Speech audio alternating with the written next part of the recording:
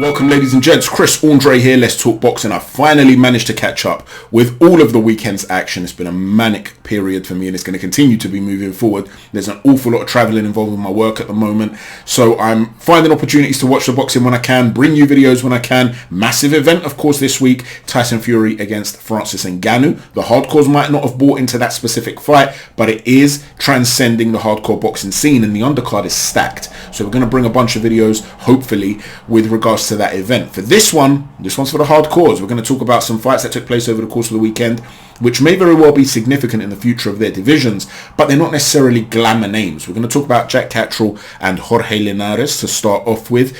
You know, Jack's abilities and his strengths, his weaknesses, they seem to translate to people in a very different way. You've got the likes of Sonny Edwards, Darren Barker. They talk about him in glowing terms. They put him on a pedestal. Then you have other people that are saying, nah, this guy's boring, can't go through the gears. He has no business being in the ring with some of the superstars of the sport that he could potentially come up against, the likes of Teofimo Lopez, Devin Haney, Regis Prograis. So we're going to get into what Jack Catterall's good at and whether he can actually compete at that level and where he needs to improve. We're also then going to talk about Isaac Chamberlain and MIKAEL Lawal. Isaac Chamberlain becomes the British champion and he put in a superb display. We'll talk about how he went about completely dominating Lawal and where his future might lie.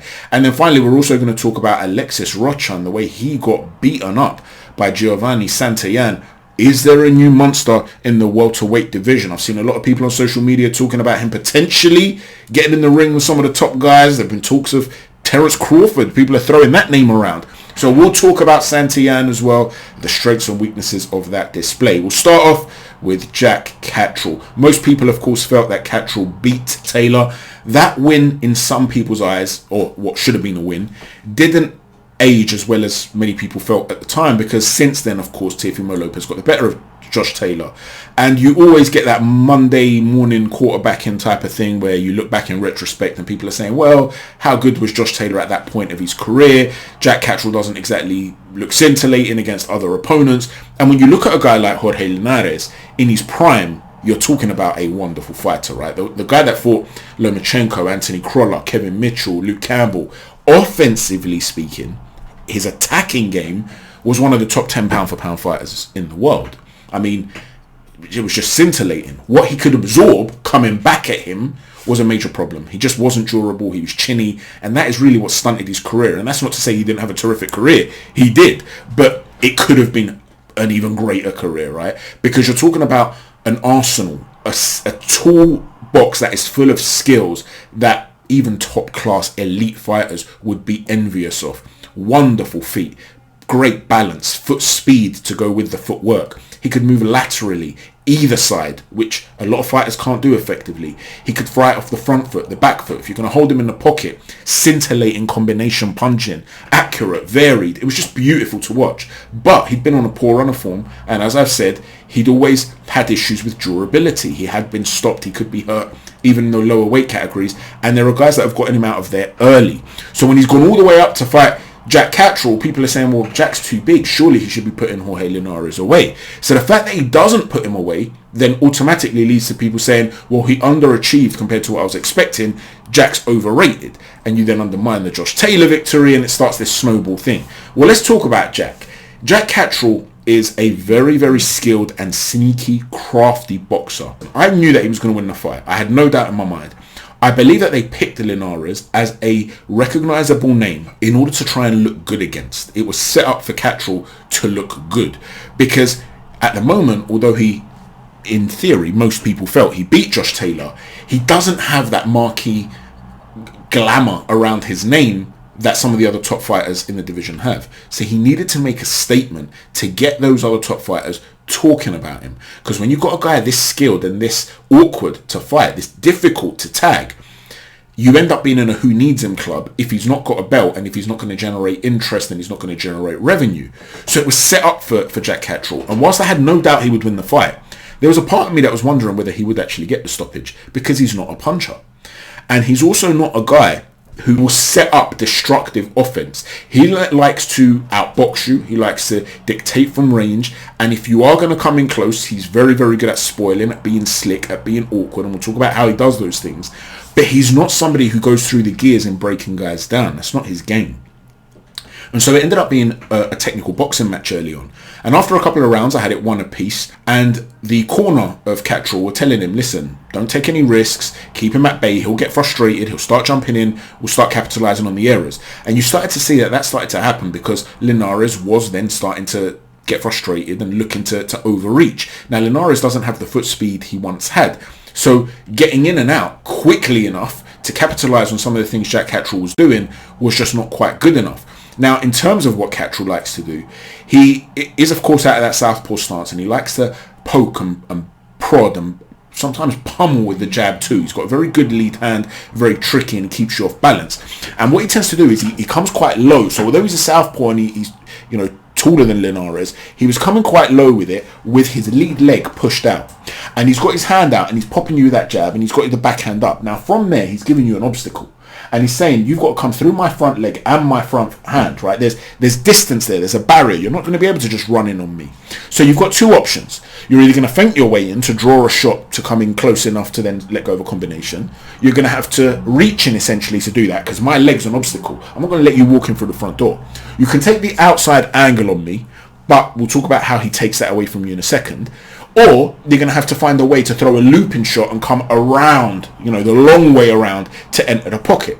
And what Jack Catterall is very good at doing is micro movements with his feet to readjust and ensure that you are always on the end point of his shoulder. He's almost always pointing at you. You're going to move slightly to one side, he's going to move with you. You're going to move to the other side, he's going to move with you. And he readjusts very quickly.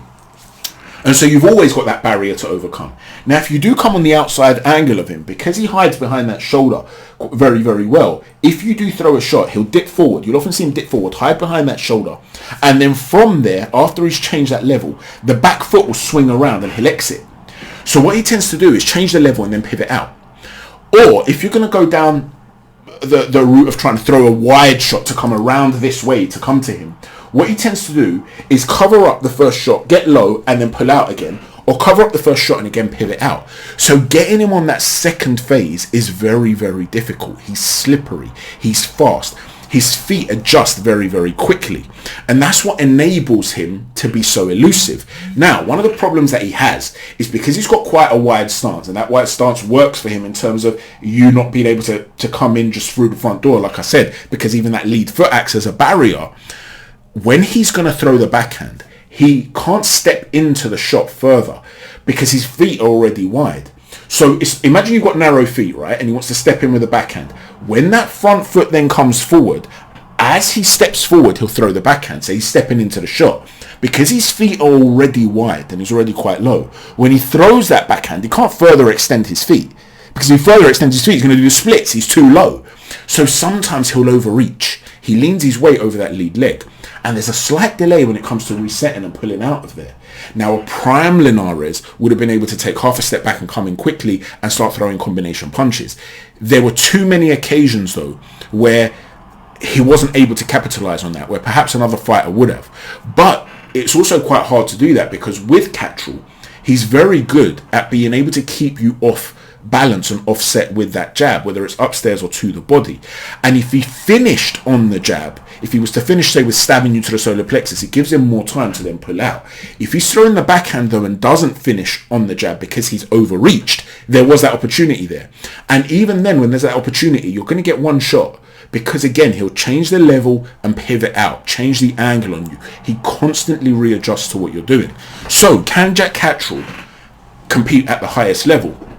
In some ways, he's like the British answer to Devin Haney. He's different in the sense that he looks more durable than Devin. He's not as athletically explosive as Devin. I don't think he's as fast as Devin Haney, for instance. But his foot positioning when under duress is potentially, you could argue, a little bit more adjustable. Okay, so although it's a more constant wide stance, his little micro movements with his feet is more adjustable, whereas Devin will often change the level and jump back. He hops back. He uses the athleticism very well combined with his reach, whereas with Jack Catterall, he's slippery. There's a difference. He'll hide in the pocket behind his shoulder and stuff like that. He'll come low and then bump you as well, something Devin Haney does, but Devin will bump you but then come up and clinch you. Jack Catterall will just bump you just to affect your balance. He doesn't clinch as much as Devin Haney. So they operate differently, but I'm just talking about stylistically speaking, neither one of them's that exciting. Neither one of them's a major puncher. And they're similar in certain ways, the way they like to operate. Of course, Jack Catterall's also a southpaw, which many people find it, a lot harder to deal with. But the problem that he has, because he's not a guy that leads off particularly well, he's not the guy that makes things happen. He will with the lead hand and probe with the jab, but he's not someone that's going to cut the ring off on you and start beating you up. And the problem he has with that is that he'll tend to outwork guys with a few shots here and there, and so you have fights that are considered close. The Josh Taylor fight, even if you thought he won, you go and look at American observers out there, they don't really see it like the Brits. A lot of them will say, look, it was a very close fight, I don't think it's a robbery that people make out. The O'Hara Davis fight, O'Hara Davis felt he won that fight, so he doesn't really blow guys out. And that's a potential problem when you're talking about a guy who is going to go up against marquee names, because imagine he does fight somebody like Devin Haney, for argument's sake, right? And it's a fight where you think, it was close, but Jack Catterall blatantly won that 7-5, 8-4, that sort of fight. Is he getting that decision against Devin Haney? Because what can happen is he'll end up winning 3 clear rounds, and the rest he's edging them, say, for argument's sake.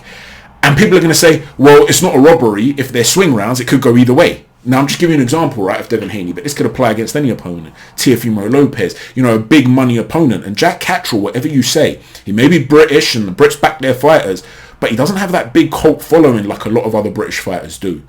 And so, for me, potentially his style is a bit of an issue.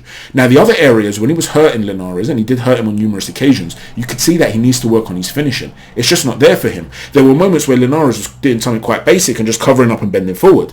And you saw when Catterall was coming in, he was just throwing these hooks 2 head height.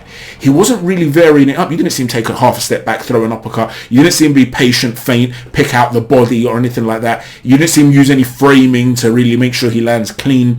It was just, oh, he's hurt. Now I'm just going to start throwing hooks.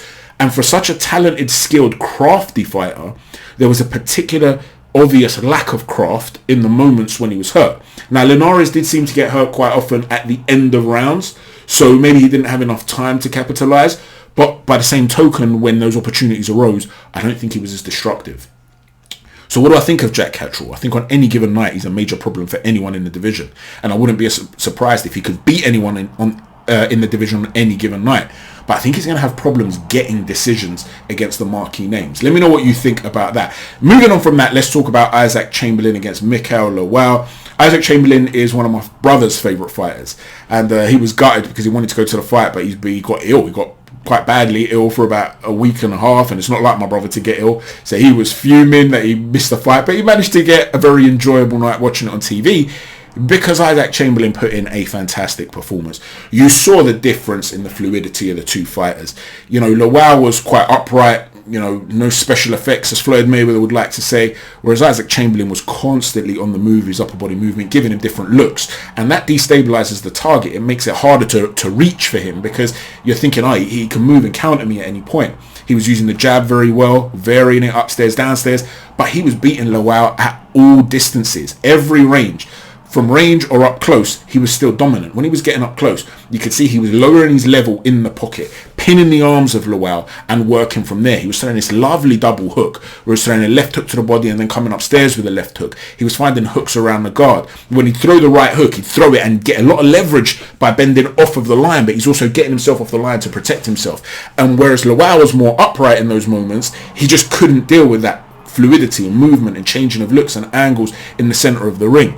It was a brilliant performance by Isaac Chamberlain. We know he's a very tough dude as well, and often a lot of really nice boxers to watch, because he's a nice technical boxer, they don't necessarily have that bit between their teeth, right? But he showed against Chris Smith, he's a warrior. He's willing to bite on that gum shield. And you sometimes have to wonder, what might have happened if when he fought Lawrence Okolie, you had the type of referee that was as strict on Okolie tying up as he was when Okolie fought Chris Smith, right? Because in terms of skills and fluidity, he's a lot better than Okolie. He doesn't hit as hard. Okolie's got some really good weapons. He's a quality fighter, don't get me wrong. I know he might be boring and a lot of people don't like the clinching, but Okolie's very good. He's good on the inside in terms of knowing how to nullify, how to use leverage, how to be defensively astute up close in the clinch. But he just uses it excessively and it's boring to people. But from a skill perspective, in terms of fluidity, Isaac Chamberlain's better than Okolie. So a lot of people will look at that and they'll say, yeah, but every time he stepped up, he's fallen short. Chris Billam-Smith or Collie. But the fact of the matter is, you can see that there's a real foundation there. There's a basis for him to do very well because he's got different aspects to his game. Now, when it comes to the future of Isaac Chamberlain, there's talk potentially of him fighting Vidal Riley, another guy who I've been saying is a very skilled fighter. Of all the guys that are called YouTubers, I've always said, he's not a YouTuber. He's a boxer who happens to have a YouTube account, right? But he's very skilled. That would be a very interesting fight. He does want the Chamberlain fight. But I suspect he might want to move on and catapult himself to a European shot potentially. You've got Ellis Zorro, who's the European champion. He might be looking towards that, in my opinion. Go step by step, right? Let me know what you think about that. Finally, let's talk about Alexis Rocha against Giovanni Santillan. Listen, Santillan looked like a monster. There's no doubt about it. He couldn't miss Rocha with some of the stuff that he was doing, though. I mean, there was one point where he threw, I think it was 7 right hooks in a row. I mean, actually think about that. We're not talking about a Roy Jones type of fighter here. You're not talking about someone with flash and hand speed. He's very, very heavy-handed. He's technically very astute. He's a very straight, orthodox type of fighter who picks his shots very, very well. He shouldn't be landing consecutive shots on Rocha. He was not only landing in first phase and second phase attacks, but sometimes third and fourth phases. And there was no adjustments. And I know Golden Boy are massive on Alexis Rocha, but the fact of the matter is, if you are going to achieve what you want to achieve in the sport, and you're the Golden Boy of Golden Boy, so to speak, the bare minimum you need is the ability to adjust in the ring from a defensive perspective. You can't be getting hit with consecutive shots like that. And so a lot of people are talking about Santillan as potentially the new monster of welterweight, and he's looking very good, right? He's undefeated, he's battering everybody, I get it. But before you get ahead of yourselves and say he would definitely, take X, Y, and Z, just bear in mind that he had a particularly easy night in finding the target. Rocha at times had that high guard, and it was funny because he's in mid-range, he's in hooking distance, and he's got his guard sort of in front of him. There was a moment where he had his guard sort of more to the side, and Santillan, to be fair, threw a very straight jab that was short. There was no load up on it. He literally just placed it out. He didn't sit there and load up to throw a hook, throw an uppercut. He didn't look for full extension. He's just naturally heavy-handed by landing it short. And that might have been when he broke the nose of Rocha, by the way. It was bleeding profusely at one point. But regardless, if you're at mid-range, the one thing you don't want to do is move your hands away from the sides of your head, because the most natural power shot you're going to have in that moment is the uppercut. Is the hook. But in terms of the uppercut as well, he's got that high guard and he's not really moving or turning, and it left openings for the uppercut too. Now, there were moments where he tried to adjust and he tried to come in and have his hand across his body, the other hand up by his head, and he's trying to pin the arms of Rocha. But what he was doing is not hiding behind the shoulder. He was trying to pin the arms of Santillan, but he wasn't hiding behind the shoulder. So Santillan would literally throw an over-the-top shot, almost like he was just coming over the shoulder just to smack him. It wasn't like even a big loading up shot. He was literally just hitting him upside the head, and he was still having an effect. It was finding him consistently. So whilst it was a brilliant performance from Santillan, the defense of Rocha was a real letdown.